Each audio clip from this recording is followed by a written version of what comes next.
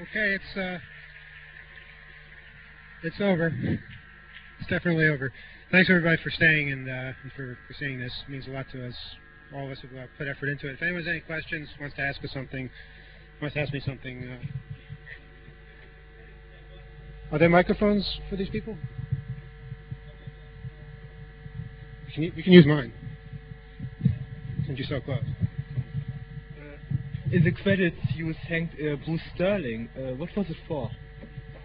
Well, Bruce Sterling was in the film, so we thanked him for talking to us and for being part of that. He had a few interesting things to say. Yeah, you might have missed that. Did John Markoff write any articles? John Markoff has written lots of articles, but none of them on the Kevin Mitnick case since we started making this film. I don't think he's going to write about Kevin ever again. It's one of the side benefits. Anyone else?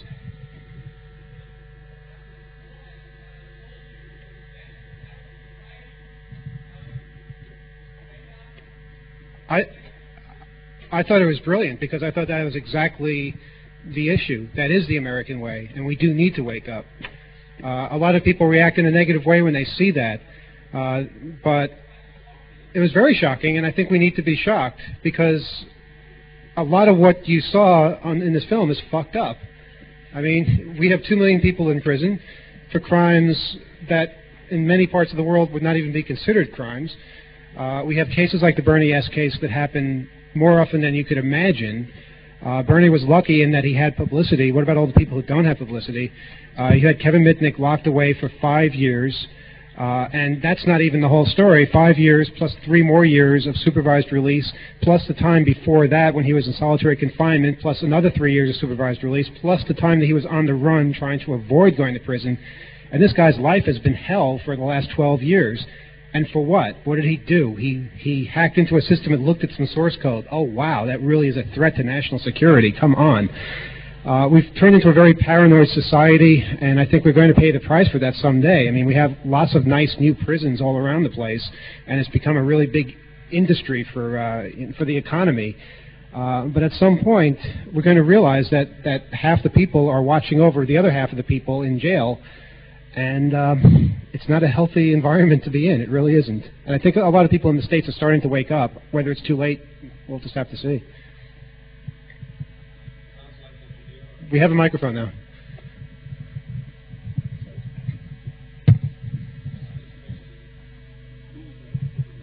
It's not on, though. Okay.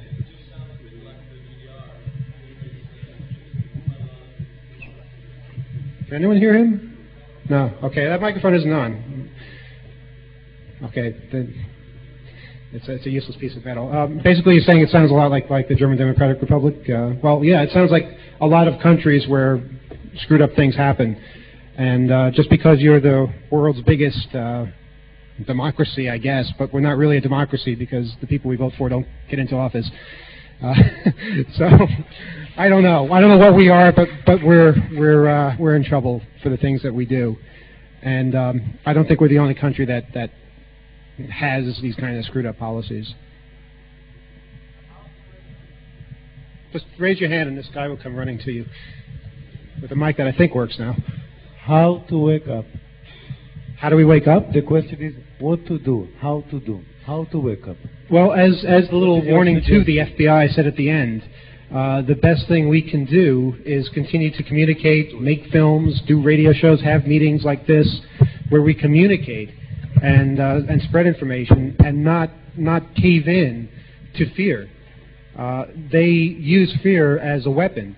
When Bernie had those pictures of the Secret Service, that pissed them off, and they used fear. They came after him. They scared a judge. They scared lawyers. They scared everybody into keeping him in prison for nothing, and they got away with it. They did it. So we have to resist that. We have to resist fear wherever possible. We have to expose it wherever possible. And I think nobody does that better than computer hackers because we're too stupid to be afraid of anything, and we just expose information left and right, and we don't want to keep secrets. And I think that's admirable because a lot of things that are happening today need to be exposed. I think a very important point you made in the movie is that this community, the hackers, will serve as the enemy to that system, and that a lot of them will be kids, the new prisoners of the future, because the world has ran out of countries that would pose as a believable enemy. Yeah, that is a big problem for us in the United States. We don't have any more enemies. Now, even North Korea wants to be friends now, and it's just, where are we going to go from here? You know, there's no more Soviet Union. We have to make an enemy somehow. And, yeah, that's us. So we better be careful. Anyone else? Since the time the movie has been finished, what did you find out else? As I think you continue working on this issue. How did you get a microphone? Ah, okay, go ahead. Yeah, I think you didn't stop working on this issue, and so my question is, what did you find out after the movie has been finished? Concerning what aspect? Concerning everything that hasn't that hasn't been cleared in the movie. Kevin's been harassed a lot since he got out of prison by the authorities. He called into H2K during our social engineering panel, and he wasn't allowed to come to the conference because he's not allowed to talk to hackers in a conference setting. He's not allowed to talk about his previous life, you know, in a hacker setting, travel to places. We thought it would be okay for him to talk on the phone from his house and tell his story, but apparently that's not okay either. They're restricting what he can say from his own home phone line, and he was threatened with being put back in prison just for talking to people at H2K, which I thought was simply unbelievable. Other than that, Takedown is still not out, and I don't know if it's ever going to come out in the United States. I did manage to score a copy of it, though, on a DVD from France. But here's the interesting thing. It's Region 2 encoded DVD. So I'm going to have to break the law to watch this thing. But, well, as you know, I'm a pirate anyway, according to the MPAA, so they expect no less of me. I guess most of our time this year has been taken up by the ridiculous amount of court cases that have been passed our way, and I think that indicates a very disturbing trend in the way the net is going, the way society in general is going, and that's litigation involving big corporations, corporations believing that they own the internet now, and they can control who says what, who goes where, who does what, who has what name. And a lot of people ask, why do you register sites like fuckNBC.com or VerizonReallySucks.com? Why do you antagonize these corporate giants? And the reason we do this is because there are people all over the world who have last names that belong to them, but also belong to a corporation, and they're threatened and they're scared into giving up their name on the internet and handing it over to a corporation. There are high school kids who put up websites criticizing their schools, and they're thrown out of school even though it's on their own home computer. There are people who are intimidated so much and they can't fight back. So we can fight back because we have a magazine, we have a radio show, we can make films, we can do all these things. So we have the obligation to push the buttons and to fight the fights, because if nobody fights these fights, we're just going to lose by default. And then the net will be a very unpleasant place where we're playing by corporate America's rules. I don't think anybody wants that. Except corporate America, of course. Anyone else? So most of the questions concerning Mr. Shimomura remain unanswered in the film. Do you have any infos about what he's doing at the moment, for example, working for NSA or some other agency? I'll just repeat the last part because I was kind of spooked that I didn't know where you were. Sorry? Just repeat the last part of that. Repeat the whole thing. How about that? Okay. So, Mr. Shimomura was described in the film, and you didn't manage to meet him again. Meet who again? You didn't manage to meet him. You were driving behind him. Tsutomu Shimomura? Yeah. No, I met Shimomura once years ago, but that was for about a second. He's never returned any phone calls, never returned any email. He's avoided us like the plague. And, you know, that's his right, but, you know, it leads us to certain conclusions. And my conclusion is that he feels somewhat guilty for what he's done. Yeah. Yeah, if you could stand up when you ask a question, I'll be a lot less. I can do. Thank you. I don't know why you break the law when you watch a legal DVD film. Say that again? You said you've got a DVD film with encryption, but you said you break the law when you watched it. Well, no, I haven't even gotten it yet. I haven't broken the law yet. But under the Digital Millennium Copyright Act of the United States, if you bypass the CSS encryption in any way, including using bypassing the region encoding, I don't know if you're aware, but DVDs are region encoded so that DVDs bought here cannot be played in the United States. DVDs in the United States cannot be played here unless you get a DVD player which bypasses the CSS encryption, or buy one in Europe and ship it back home, which is the more expensive option. That's probably illegal too to even do that these days. The point is they're making ridiculous amounts of laws based on wanting to make the most money from a product as possible, so that you will have to buy the same product over and over and over again, and have nothing to say about it. So it's something that is ridiculous and absurd. But I think it was ridiculous and absurd that we were dragged into court simply for publishing source code on our website that we didn't even write, and told that it was illegal for us to link to any site that had that source code that basically allowed people to play DVDs on their Linux machines. It's so absurd that I find it funny. A lot of people find it funny, but it's also very scary. So just raise your hand and someone will run to you with the mic. Okay, someone's running to you, right? Two people are running to you right now. Okay, you got there first. So what's the status on this? On which? The DVD case? Yeah. We're in appeal right now. It should be heard by a court in March, we're estimating. Now, interesting thing is that there's actually two cases. There's the case the MPAA has brought against us. There's also the case the DVD Copy Control Association is bringing against us for some unknown reason. They're the ones that have charged hundreds of people around the world. Anybody who had the DECSS code on their page was liable to get a letter in the mail. These people are in a local court in California. They have no jurisdiction, yet somehow they think they do, and they're sending us all these legal papers, which I think is a complete waste of time. So that might explode into something else, and there's all kinds of other things as well. But it's a fight that I think ultimately, and I don't know how far in the future ultimately will be, but ultimately we will win this fight, because ultimately we have to win this fight. Otherwise, we pretty much lose all control of technology.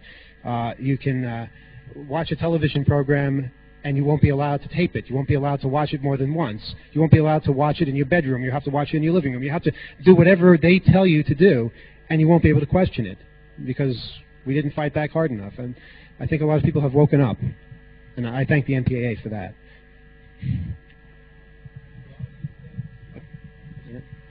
How do you stand this fight? How do you stand all this work? And how do I stand it? Well, I guess I just try not to think about it too much. I have a lot of support from people all over the place. One thing, and again I have to thank the MPAA for this, one thing this lawsuit has done is bring lots of communities together. It's brought hackers, the open source community, civil libertarians, and just ordinary people walking down the street. It's brought all of them together to realize who the real enemy is, and to strike out against them and resist this kind of control that they seem to want in everything from music to movies to software. It's a really bad time right now, and a very scary time. And if you're not awake, you're either not listening or you don't care. And it's something that we can't afford to walk away from. Over there.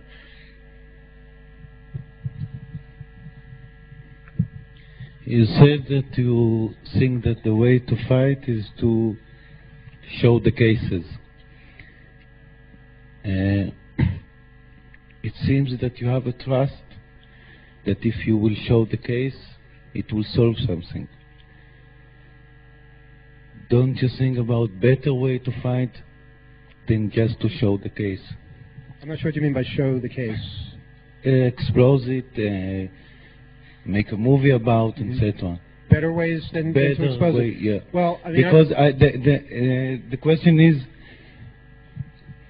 okay, there is some people that in your side, but they are not the majority. They are not who determine what will happen. I agree that the average person doesn't determine much. We've learned that over and over again in our country. But I'm kind of at a loss as to what else we can do apart from fight back with words and educate people and expose things. I'm a journalist. I've always been involved in uncovering things and exposing things. And I'm open to any kind of suggestion as to what might be a better tactic. We've tried demonstrations. We've tried letter writing campaigns. We've tried phone calls. There's all kinds of things you can do. And it may all fail.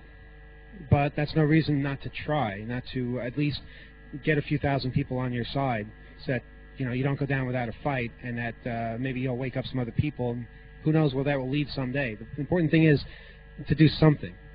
And if people have ideas, I want to hear them. Absolutely. Yeah, I always thought that credit card fraud is a very popular thing in the USA. So I actually wondered why this big case was rolled out by the FBI. How many big hacker cases were before the Kevin Mitnick case in the USA?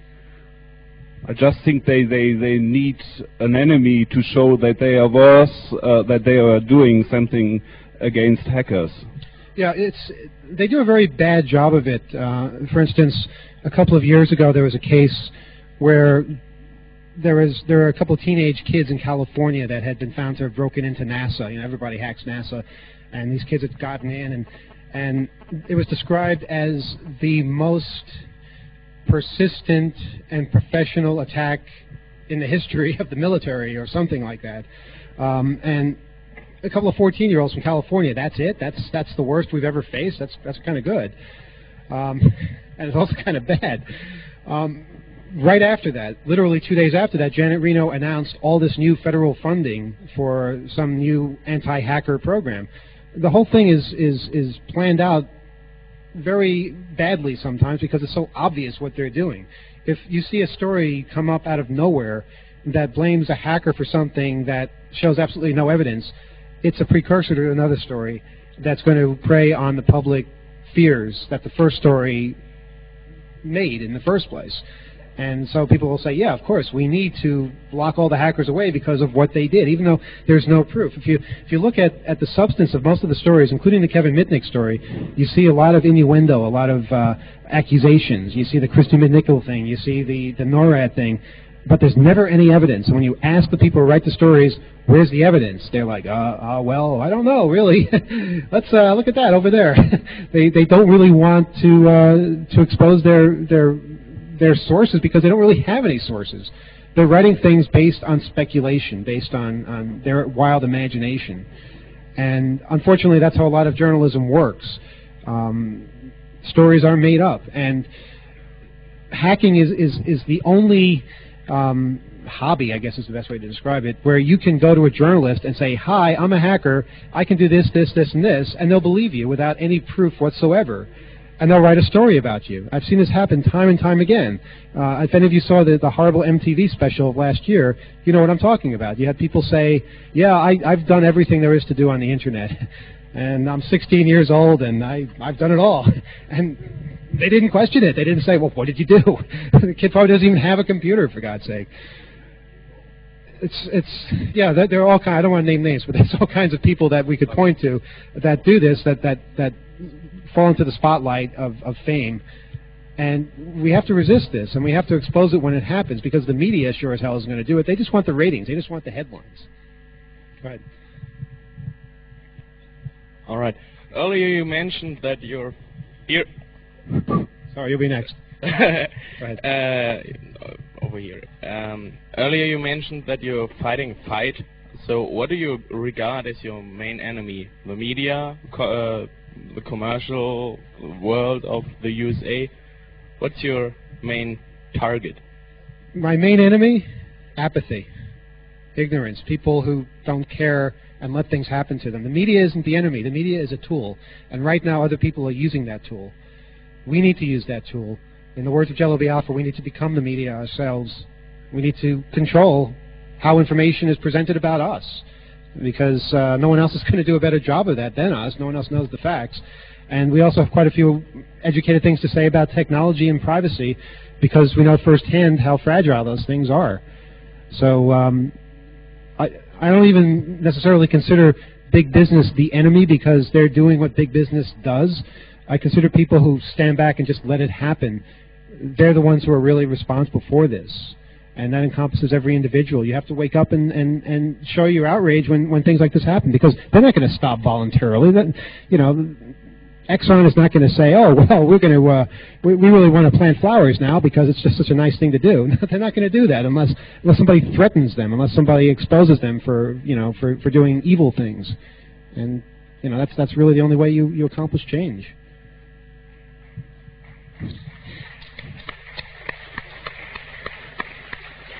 Did you ever get a working microphone? Yes. I have a question. The Kevin Mitnick case is such a blatant case of abuse of power. What do traditional civil libertarians like the American Civil Liberties Union, what's their stand? Do they have a stand? Do they react to your calls towards action? Or? Well, that's a sore point with me too, because the ACLU really has not reacted at all. And I find that very disappointing, because this is exactly the kind of thing the ACLU should be interested in. They shy away from it because they buy into the media perception. They say, hackers, oh my God, we don't want to be associated with hackers. We know what they can do. When in actuality, they don't know what they can do. They really don't know anything about it, and they haven't taken the effort to try and learn. We've contacted the ACLU. We've tried to get them interested. EFF really hasn't been very interested in hacker cases, and the most notable exception, of course, is this last year with the DECSS case, where they basically came forward and saved their ass on that one. So these people can be reached. You just have to present yourself in such a way that they understand the importance of the case. So yeah, this is a case about computer hackers. That does not mean that the person is guilty until proven innocent. That means the person is a human being who is entitled to the same rights as any other person. And we can't jump to conclusions because of the way the media has labeled him. I think if they just do some digging around, they'll discover this on their own. But since they won't dig around, we have to tell them ourselves. We'll send a copy of the film to them. I also have a question. Well, all along the film I saw I was always missing. Can you speak up just a little? Yes. I wondered all the time when I watched the film, why didn't you try to reach some actors, some music actors? I'm thinking of maybe Red Hot Chili Peppers or something like that, or Public Enemy, just to have another sort of way to reach the people. You're asking why we didn't reach out to celebrities? Yes, because there's something still missing for me. This movement of hackers and the movement of musicians is still not happening anywhere, I think. Mm-hmm. I'm not sure I understand. You're asking if we should reach out to celebrities for hacker causes? Yeah. Well, I don't believe in targeting people and saying, you speak on our behalf. I think we can do a pretty good job speaking for ourselves if somebody will just listen. What we tried to do with the film is just go to regular people on the street and hear what they have to say about this. Hear the impressions when they're presented with the facts. But we did get a couple of celebrities in there. There was a guy from a film called Pi that was in the New York theater scene. You get celebrities walking by. Kevin Bacon, well, he just walked by, but he was in the film too. And I've talked to celebrities, various people that are interested in the case, but when you're a celebrity, it's a very funny thing. You don't want to tarnish your image by speaking out on controversial things like this. They fall into the same misperceptions, so you have to be wary of that.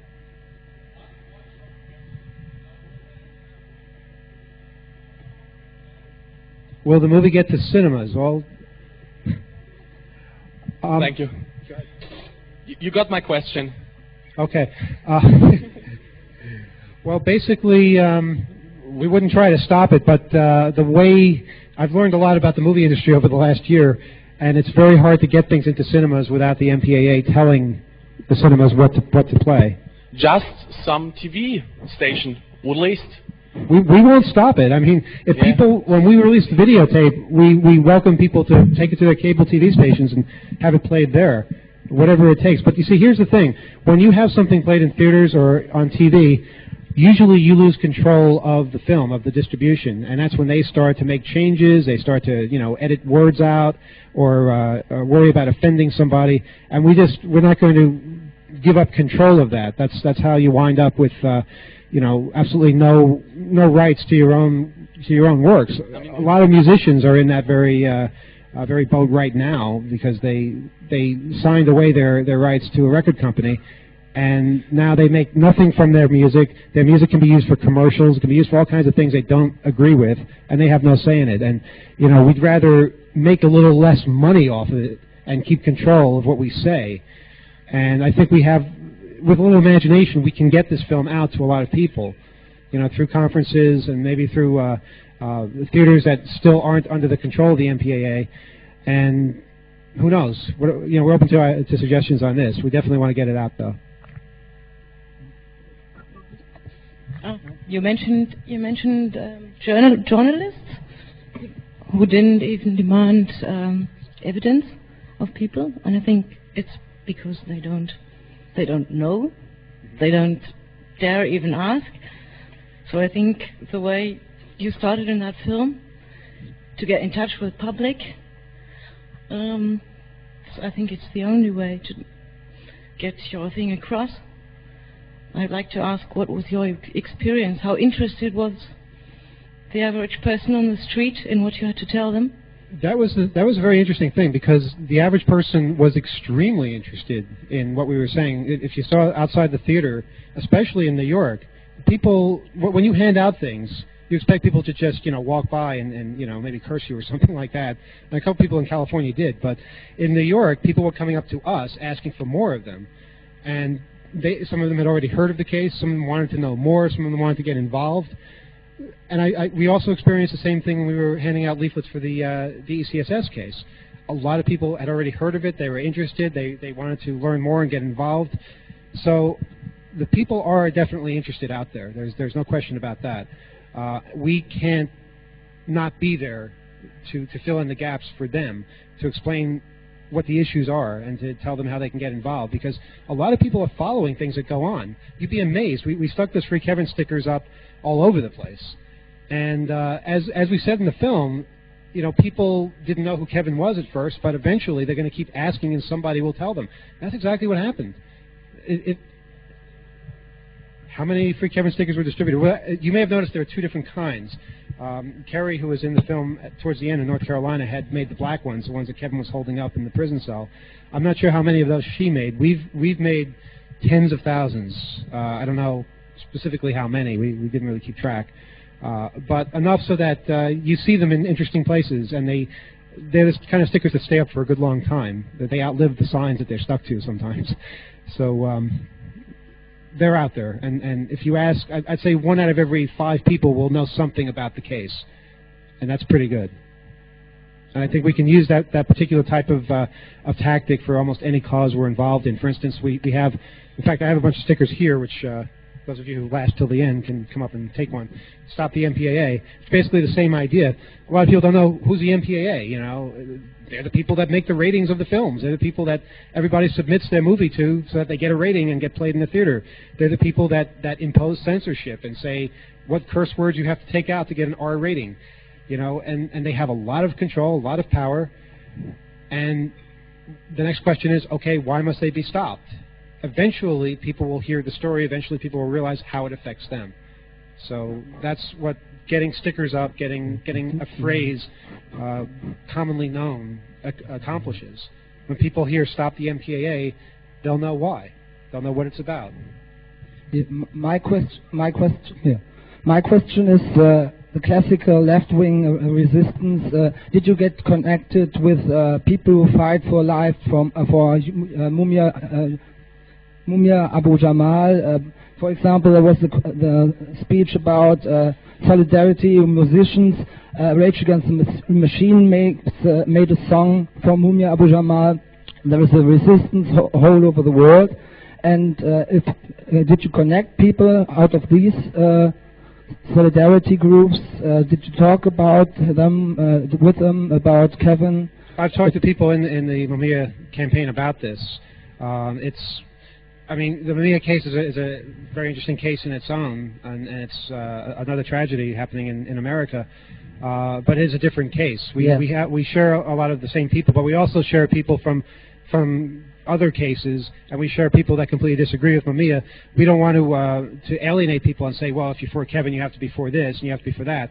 We basically want to get people involved in just that particular issue, and if they're interested in more issues, more power to them. We try to introduce all different groups to each other, like at H2K is what we try to do. What happened to you? Okay. My question was just if there could be work together or something like that. And the other thing is in Prague, where the resistance was against the World Bank and IMF, there was an alternative media center, and left-wing video filmers all around the world put their pictures they took into the net, and everybody around the world could make his own film of these pictures. Last time in Nizza, next time in Davos. The next big meeting of the world heroes, owners of the world will take place, and there will be resistance. And you can use these structures to spread the video all around the world to make alternative media political. Oh, there's no question that the net can be used in an extremely effective way. How many people here have heard of the Independent Media Center? Okay, a few. Not very many. The Independent Media Center is something that was born out of the WTO protest in Seattle last. How many people have heard about that? Okay, you all heard about that. Basically, they're a group of journalists from all different organizations who use the internet to put the news out, to do what the media was not doing. There were TV stations in Seattle that saw what was going on and refused to report it. They said that if your demonstration is not authorized by the police, we will not report on it. It's like, well, what kind of media is this that doesn't report things unless they're authorized by the police? That's American media? Okay. So what these guys did was they went around with their cameras, very similar to the camera we have. In fact, the same camera in lots of occasions, mini DV. And they went around with cassette recorders. They went around with just still cameras. They went around with pens and paper, and they reported what they saw. And they went to the Independent Media Center, which was basically put in a location in Seattle days before the demonstrations were to begin, and they sent it out over the internet. They had an internet radio station that people could tune to from all around the world.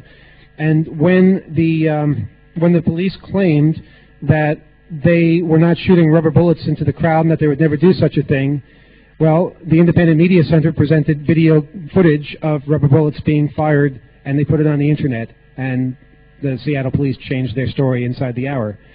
The Independent Media Center is one hope that we have of getting news out that the mass media will not cover.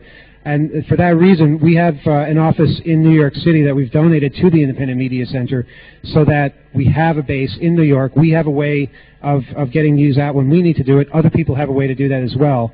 And I think that's something, whatever city, whatever country you happen to be from, that's something that is really important to pursue, to support.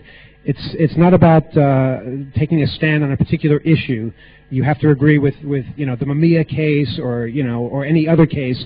It's about getting independent voices out there, and I think most everybody agrees that that's something that's gotten extremely hard to do with corporate media.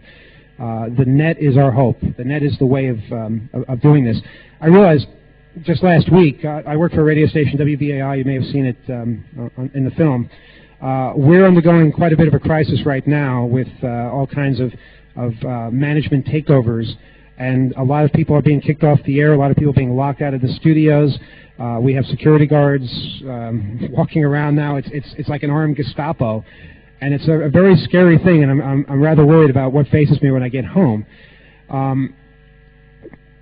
when I was in Amsterdam, I was listening to what was going on over the radio on my personal computer, on my laptop that I brought with me, and I realized I don't have to be there to listen to the radio. I can walk around in a wireless LAN with a wireless computer listening to the radio wherever I choose. And that is the future. That is what media will become. Media will become something that is delivered over the internet, something that you choose, and that is what we have to build. We have to build it before the same people that control the media now build it for us and control it for us. We have the opportunity to put all kinds of things on the internet. And I'm sorry. They always control it after you. Yeah. Individuals begin and the big corporations move. Yeah, I know. That may be a realistic way of looking at it. Maybe a very cynical way of looking at it. But I don't think that's a reason not to try, and not to give them one hell of a fight. I don't really see how they can take the internet away from us. I mean, I can have theories about how they might do it, but I think we're too strong for them to just come and say, well, it's all going to be Microsoft. It's all going to be, Disney. I don't know, unless we let it happen. I wanted to know whether the film is whether the film is freely available. If the film is available? Freely available, and where can I get it? The film, as soon as we get permission for the music that we used, because like I said, we don't want to get sued anymore. We have legal people working on that. They need a microphone up here, by the way. As soon as we get that, we'll be able to make copies, and then we can distribute them. We have an internet store, so if you go to our main website at 2600.com, there'll be a link there. There'll be an announcement there when it's available. But it will be available as soon as possible. Okay. We need a microphone up here because... Oh, you have one. Okay. I have a microphone.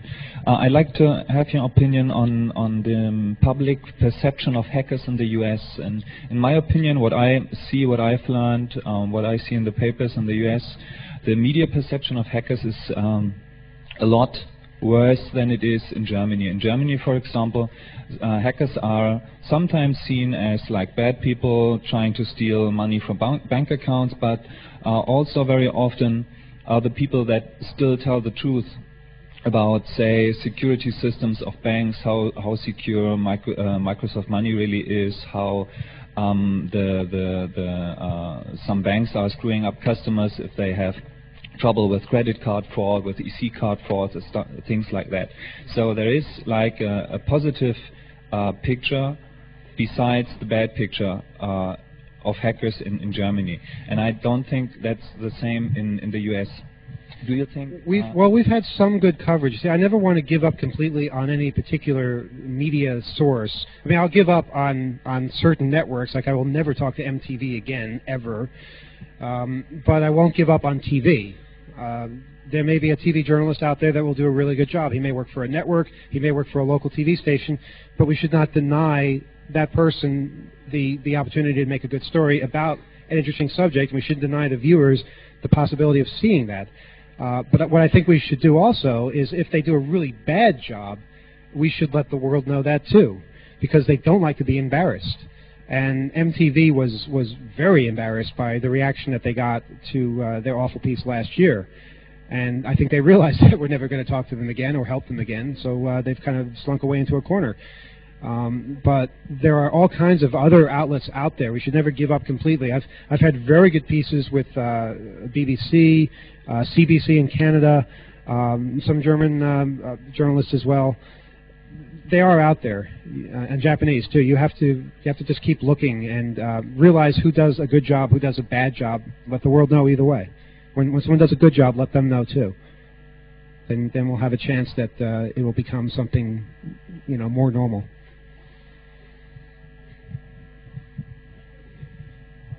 You have a microphone in 2 seconds.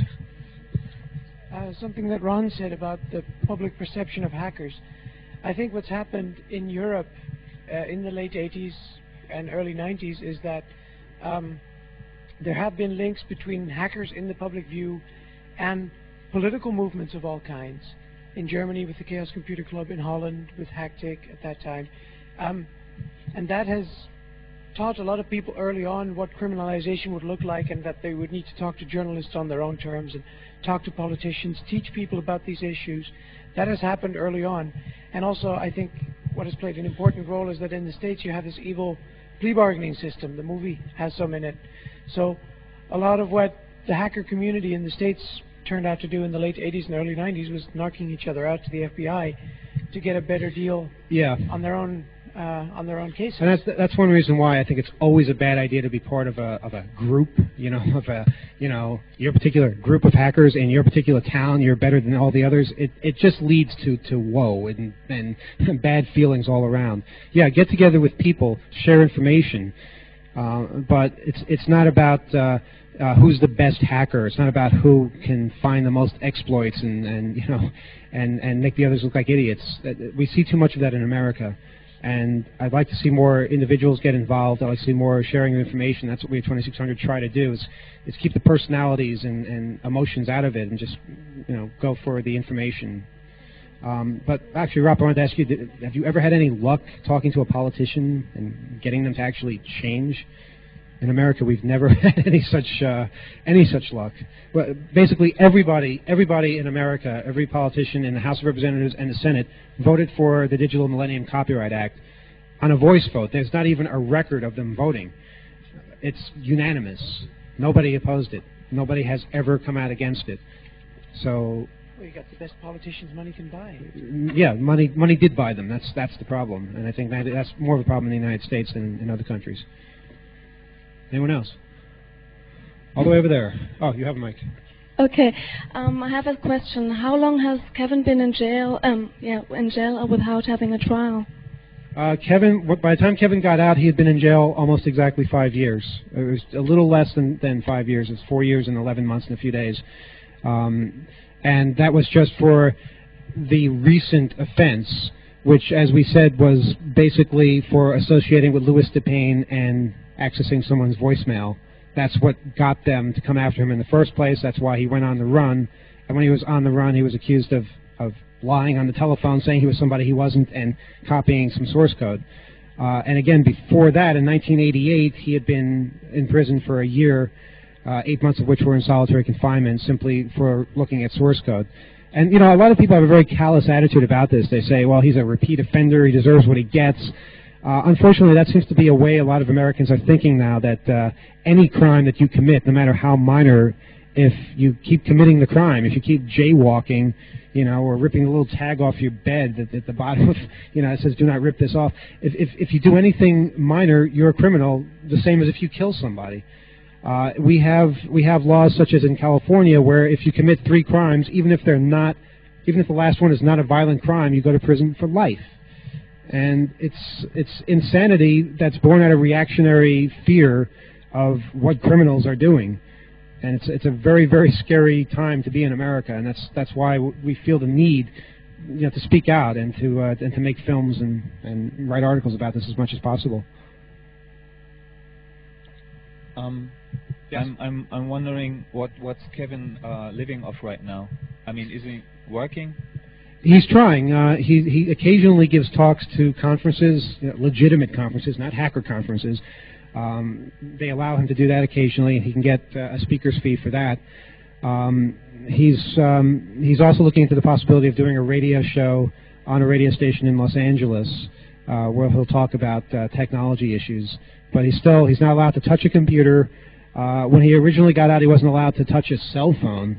Fortunately, that was just too ridiculous, and they finally relented and let him get a cell phone, but it's not allowed to have any internet access. He can't browse the web or anything like that or send email, and they have to carefully look at his phone bill every time it comes in. So it's a ridiculous amount of restrictions. The thing is, supervised release is supposed to reintegrate you into society. It's not supposed to be a punishment, and they're using it as a punishment. And it's very unfortunate that this is happening. I mean, this guy's life has been destroyed by ridiculously minor things. And again, I have to wonder how many other people are in the same boat. Go ahead. How do they explain this? Is it part of a sentence, or how is this explained? That he must not touch a computer. This is excuse me a second. Hi, I'm a little busy right now. Can you hear me? What's that? Yeah, but let me call you back, all right? Okay, I'll do that. Bye-bye. Always answer the phone. Never let it ring. Basically, that's the system. That's the way the system works. It's not something they have to explain. That's it. That's how it is. They know no other way. It's a very frightening way things have progressed. But you have to understand that when people grow up in a society like that, they don't see anything wrong with it. You know, kids today see this as the norm. They see people being sent to prison for things like this, and that's what happens. That's what is done. It's up to us to correct them and say, no, this isn't right. This isn't the way it's done. Eventually, people will wake up. I don't know what it will take, but people will have to wake up if we're to survive. Okay. I think I've worn you all out. Anybody else? Okay, thanks so much for staying late. And if you want a sticker, we have stickers up here. Just there's probably enough for everybody if there's no mobs. Okay, please do us a favor and don't place them inside the house because these are the good ones. And yeah, don't deface anything around here. They're the same color like our wonderful streetcars and subways. So. Wenn wir hier ein bisschen durchgelüftet haben, ungefähr so eine halbe Stunde, gibt es hier ein bisschen Abendprogramm.